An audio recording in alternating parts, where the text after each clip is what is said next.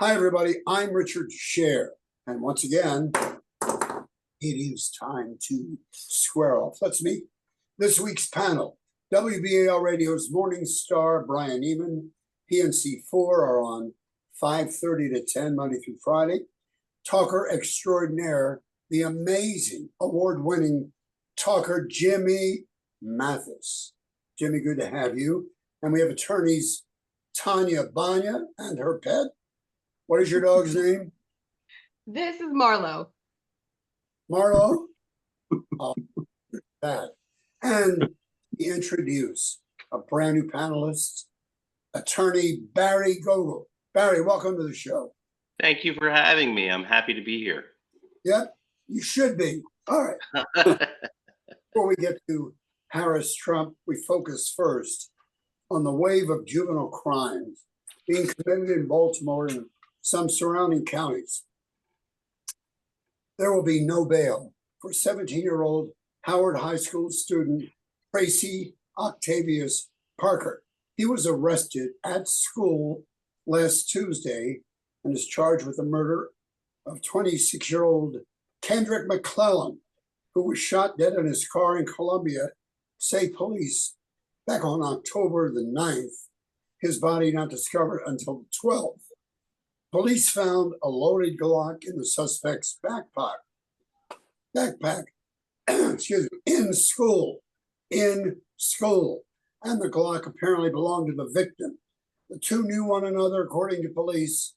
The suspect was wearing an ankle monitor and was under the supervision of the Department of Juvenile Services for just an attempted murder charge in Anne Arundel County. And on Thursday, Howard County Police arrested and charged a 14-year-old from Severn. In the same case, he's charged with first-degree murder and no bail. All right, Jimmy Mathis, this is quite an epidemic going on in the city and surrounding counties. What do you think? Look, there's so many folks that come at us, Richard. First of all, he wasn't being surveillanced by anybody. That's part of the problem. The other part of the problem is the school system didn't know that they had a student that had a first-degree murder charge on him. There's 48 other students right now that are under DHS surveillance with ankle bracelets in Howard County alone. The word keeps getting thrown out there about accountability. I don't know when reasonability checks into this conversation. And every day that the government drags their feet on this is one more day that our children's lives are in danger. And Bryan, this has been a big topic on your program. What are your thoughts? I know you're very good about this. Well, I'm with Jimmy on this. I mean, it's incomprehensible that no one's been fired to this point, that they put a kid who is wanted on attempted murder charges and who, by the way, just last month was caught in a car theft with an ankle bracelet on that he was wearing because of the attempted murder charge. And someone thought it was still a good idea to put him into a public school and not tell the principal or the superintendent about it. It's nuts. It makes absolutely no common sense. And it's not the first time this has happened. There have been multiple occasions of this in the last month and, more than a year. They are literally putting murderers, rapists, and gang members in public schools and not telling anyone about it, including the school system. The whole system needs to be shaken up. And it's crazy that no one from DHS has talked about it and no one from the governor's office will say anything about it. Where are they? Tonya, what do you think? I have to say I agree. I agree with all the comments thus far. It seems to me that what's really absent, I mean, in addition to the lack of oversight, right? That what's really lacking here is a system of incremental increasing punishment to, teach these young people the second time that they do something wrong or the third time that they do something wrong, that they're going to get more, severe penalties imposed on them. They're going to lose their freedom. And to deter them and show that there are in fact consequences. Right now, it's really a system without consequences. And so we're failing these kids because we're not teaching them and showing them that bad behavior results in serious consequences. I'm always worried about throwing away generations of kids who I think we are doing a disservice to because we're not giving them a good education and we're not giving them opportunities. At the same time, we have to be worried about the safety of other kids, and there comes a point where you have to impose serious consequences for this violent behavior. Barry, over the past week, about a dozen juveniles have been arrested for multiple crimes. For an example, back on October 10th, 3 14-year-olds, 2 females, 1 male, they were arrested for robbing the Royal Farm store in Canton. One of the females, armed with a gun, same day in Baltimore County, 4 juveniles from 14 to 16 were charged with carjackings and robberies. And later the same day, 2 of the females who were charged with robbing the Canton Farm store earlier in the day, they came back to the store to spit in one of the employees' faces, and the other one got punched. Barry, welcome to Square Off. What's your thoughts? I think Tonya got it exactly right, that this is a systemic problem that's not just today, that's been going on for years. I mean, since 1960 in the show Bye Bye Birdie, adults have been asking, what's the matter with kids today? And every generation thinks the one that comes after it is worse than they were. And recent events are proving that the adults are right. You know, my 7th grade civics teacher, Dan Feitz, taught me to state my biases up front. So my bias here is that I serve on the board of Maryland Youth in the Law, and we run the Baltimore City Teen Court. And going exactly to what Tonya was saying, we've seen that one, violent offenders who we are not set up to address come to us. 2, that we're completely underfunded and underutilized because we saw after Freddie Gray and after during COVID that arrests just stopped. And as Tonya expressed, students learn that there's they learn from everything. Not only I was a former teacher too, and we were very careful to teach students at the outset that there are negative consequences to bad behavior. But with that being said, there are entry-level crimes that just aren't getting addressed that are resulting in what we have now. Yeah, well, they're considering entry-level crimes as carjacking. So look, here's the thing. Everybody wants to rot his head on this, and he should be fired. But it's deeper than that, right? Like, where's the governor? The governor appointed him. He's been questioned. He's standing behind this guy right now. Again, DHS, there's enough blame to go with them. How about the state legislature that stripped the power away from the state's attorney and gave it, okay, to DHS? Well, that's on the governor right now. So if we're going to talk about accountability, the state legislature needs to be held accountable. The governor needs to be held accountable. He's standing by this guy. And if this is the hill that he wants to die on, and he is positioning himself to be president 4 years from now, this could be a political suicide move for him. I really believe that if he continues to stand by Cerrone. Jimmy, we all need to be held accountable. I mean, this is a problem that has been growing and growing and growing. And the way we view youth offenders is what's creating more youth offenders. We need to understand that when a child enters the justice system, it should be handled like an intake. What's wrong? What's created this problem? And we should address the child as a holistic problem. But here's my thought on that, and that is, it's the parents. The parents are the problem. They come from broken homes. It's very difficult. There's only so much you can do. But as a parent of a child who goes to school with thousands of tens of thousands, hundreds of thousands of other kids that do the right things, they should be protected. And that's what we're not doing. We're putting these kids back into school when they shouldn't be. And here's a concept. If you commit a felony with an ankle bracelet on, you don't go to public school. That's just common sense, but that's what we're doing. And I truly believe that some of these kids were saying, okay, we'll send them back. The home is not the best place for them. They actually would be better off in a detention facility where they could get these wraparound services, where they could get mental health needs, where they could probably get the drugs they need to help them with their mental health crisis and to get the support they need, because they're not getting it at home. We're actually failing these kids. We're failing all of the kids, the ones that do the right things, and these kids who are criminals, to try and prevent them becoming adult criminals. Here's the novel idea. You kill somebody, go to jail. Can we Yeah. agree on that? You kill somebody, you go to jail. Can we agree on that? Yes. You kill somebody, you go to jail. Thank you. Not to school. Jimmy, can you hear me? Yeah, I can hear you. All right. I was trying to say, kids as young as, this is unbelievable.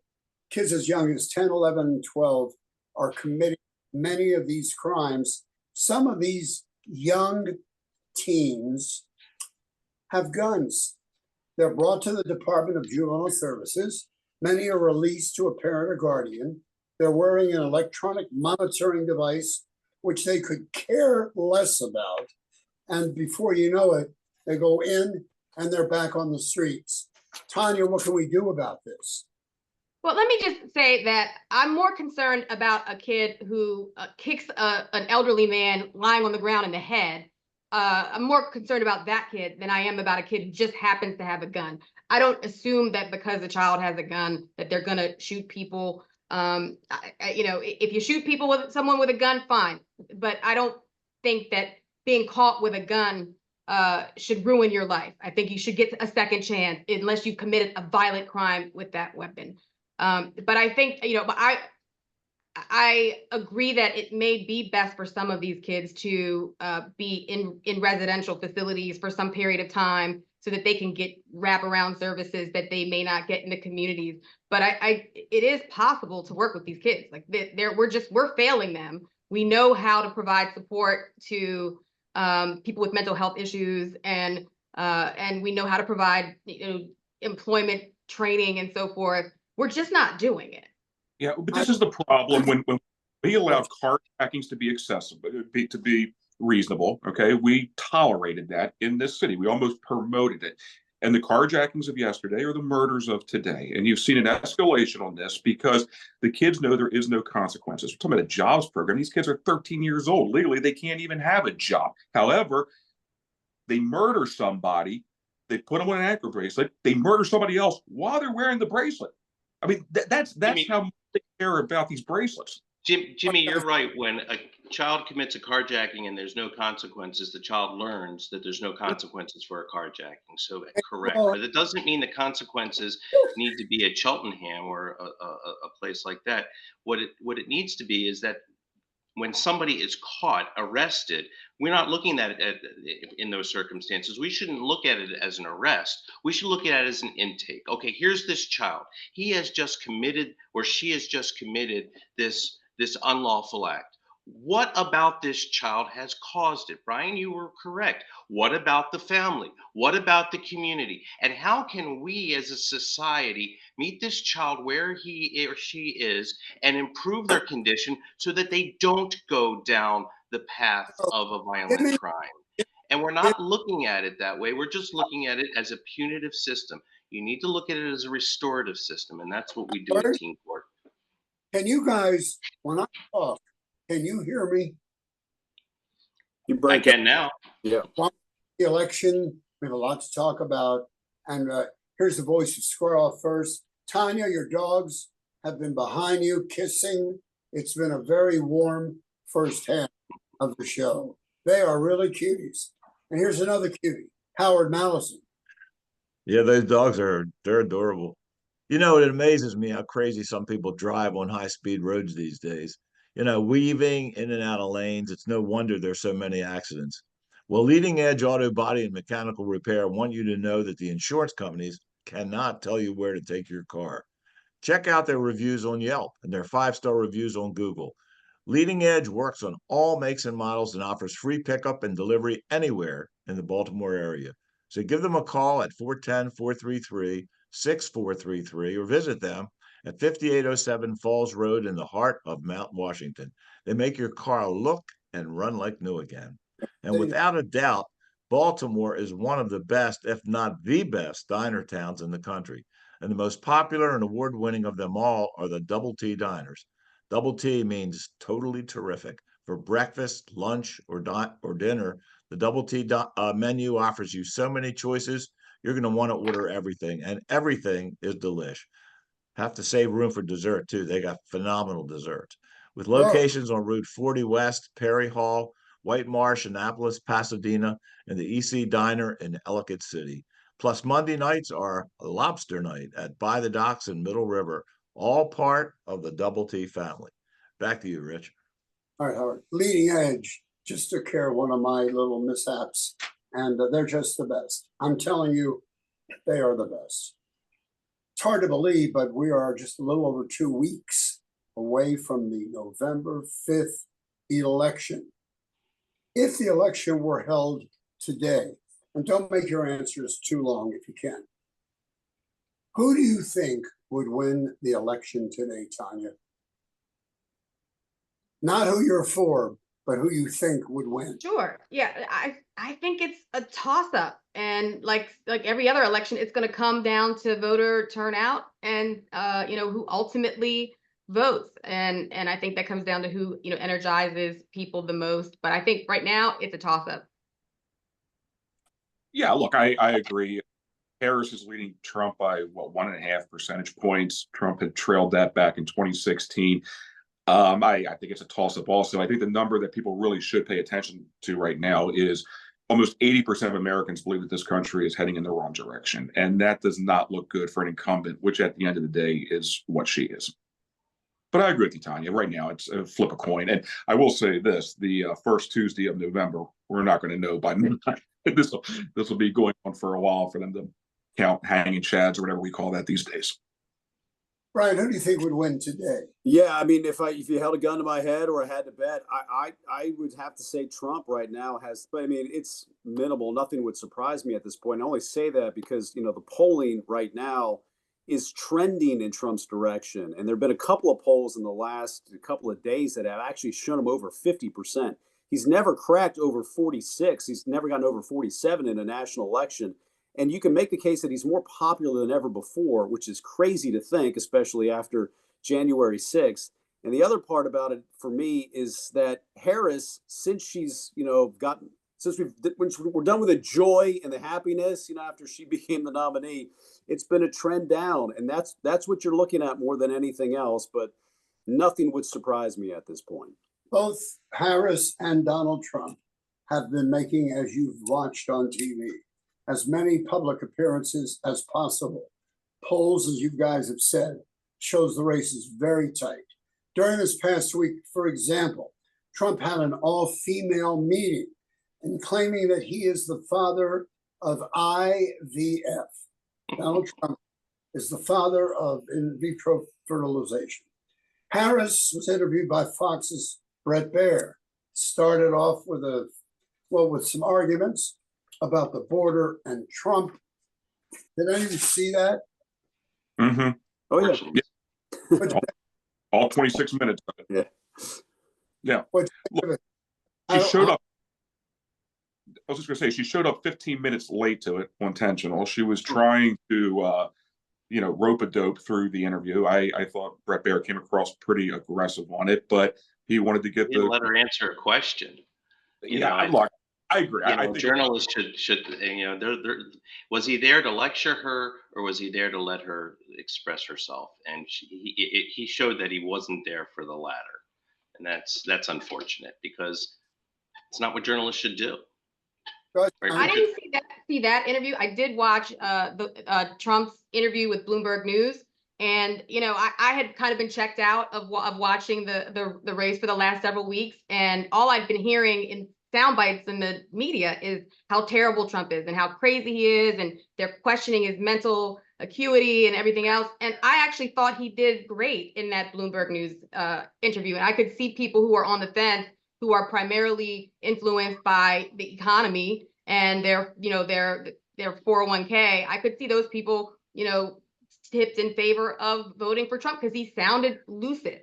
But at the same time, my 401k and it's doing great. So it's doing great. I mean, but I saw also some footage where he danced and played music for 40 minutes, and it was weird. I mean, even if you support him ideologically, how could you not be concerned by a variety of behaviors that I think genuinely call into question his mental capacity as well as what he's capable of from a militaristic totalitarian perspective. Right. Well, Bryan, we'll get to you in 1 second because I want to ask you. But here's a quote from Harris telling Bret Baier, quote, "I think the American people have a concern about Donald Trump, which is why the people that know him best, including leaders of our national security community, have all spoken out. Even people who worked for him in the Oval Office, worked with him in the Situation Room, and have said he is unfit and dangerous. Bryan, what do you think? Well, I'm sure there are people who have been saying that about Trump forever. Explain why, polling wise, he's close to 50% now. And it's about one thing. It's about the economy under Donald Trump.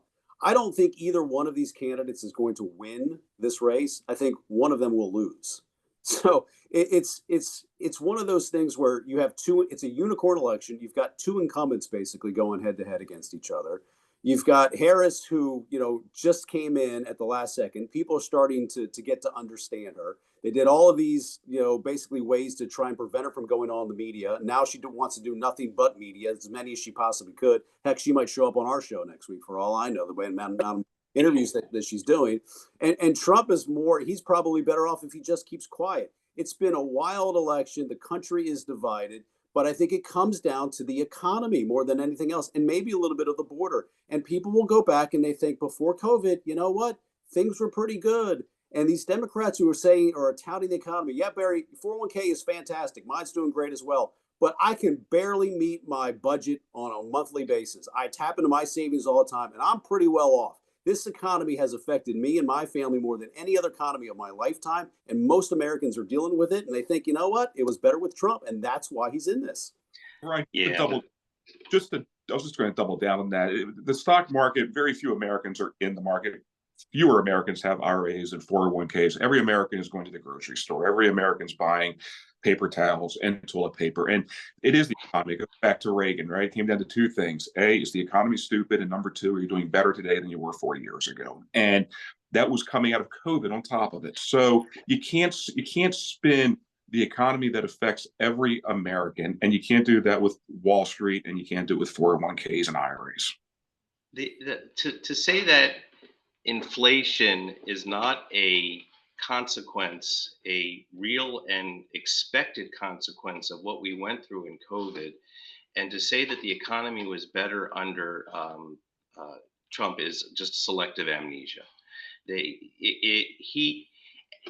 His tariffs were actually increasing the deficit. His tax cuts were increasing the deficit, and we were headed in the wrong direction then. We had division then. People don't want that.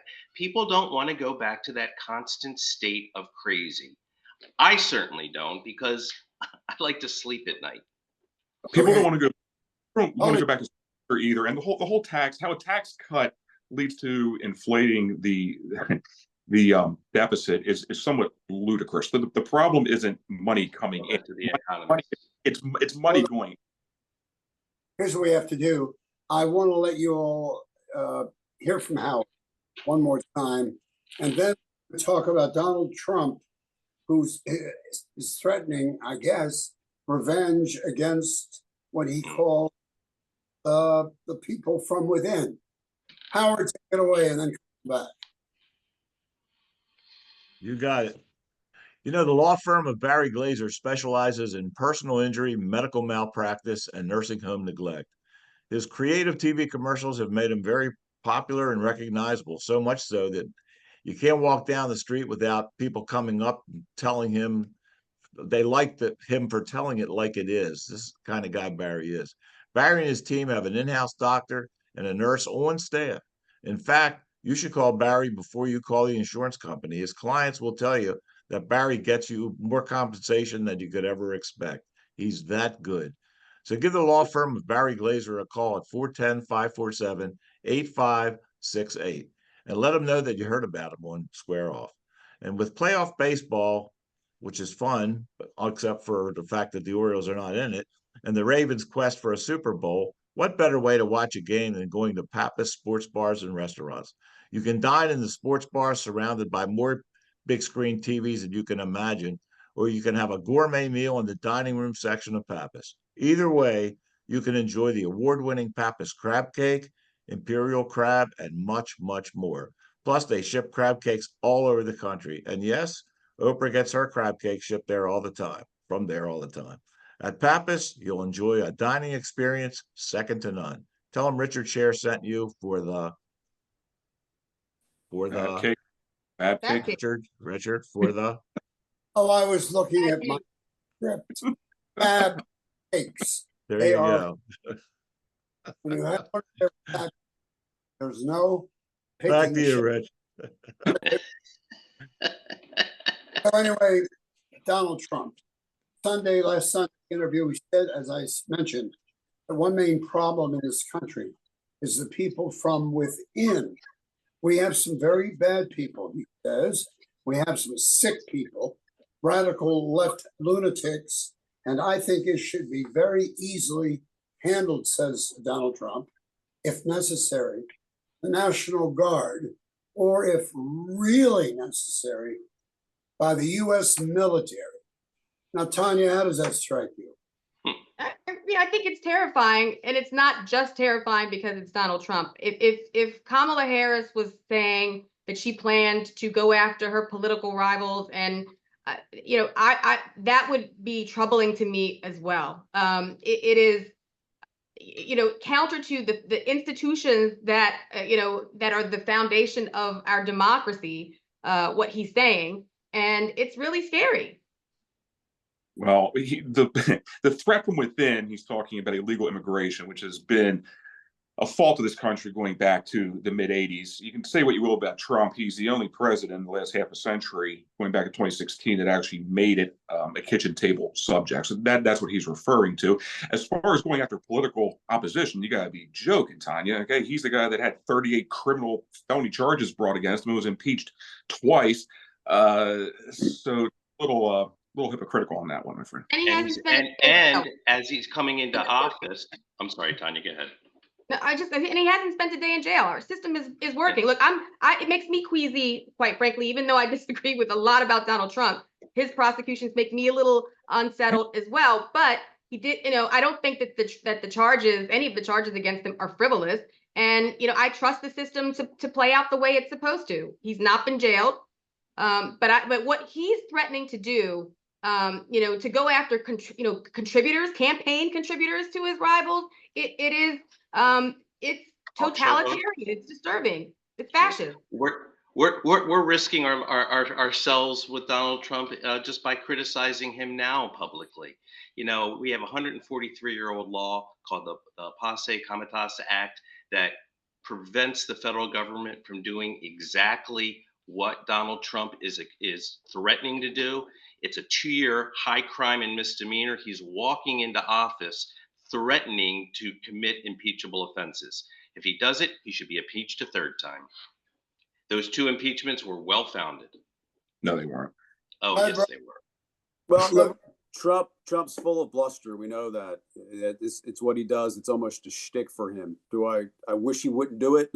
I don't get too concerned about it.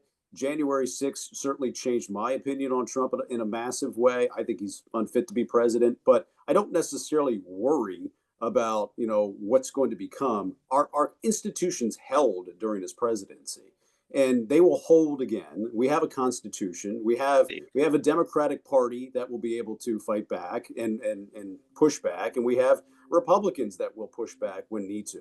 So let's see what happens. This whole notion that this is the greatest or the most important election, and that we're either going to never have an election again if Trump wins, or never have an election again if Kamala Harris wins, is baloney. The Republic will move on in 4 years. Tonya, I hope, Bryan, you're right. I really do. Tonya, you were shaking your head just then. What did you want to say? What were you agreeing with? It's just, that the other Republicans are going to stand up against him has been proven false. No one is standing up to him. People who have spoken out against him have essentially been excluded from the party. We saw that with the Republican convention. So no, I'm not confident that there will be checks and guardrails that would keep him in check. And moreover, it's not like he can run again. So he has nothing to lose from being his worst self in a second Trump presidency. And he's told us what he plans to do. I don't know why we shouldn't take him at his word and assume the worst and act accordingly. Well, he's talking about possibly putting National Guard troops on the southern border.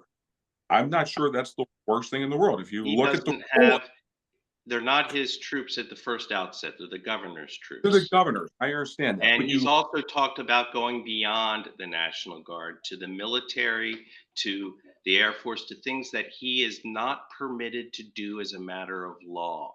And he has shown he doesn't like the limits that are put on the presidency, and that he was willing to test them beyond and test anybody who opposes him. So Bryan, I wish I shared your confidence that if he is elected, it would be a nothing burger. But Well, the last one didn't prove to be a nothing burger, and I don't think the next one will either. well, to Bryan's point, the country did survive a civil war. Okay, the republic has been through a lot of ebb and flows over its very short history, and it has survived. So There was no social media during a civil war.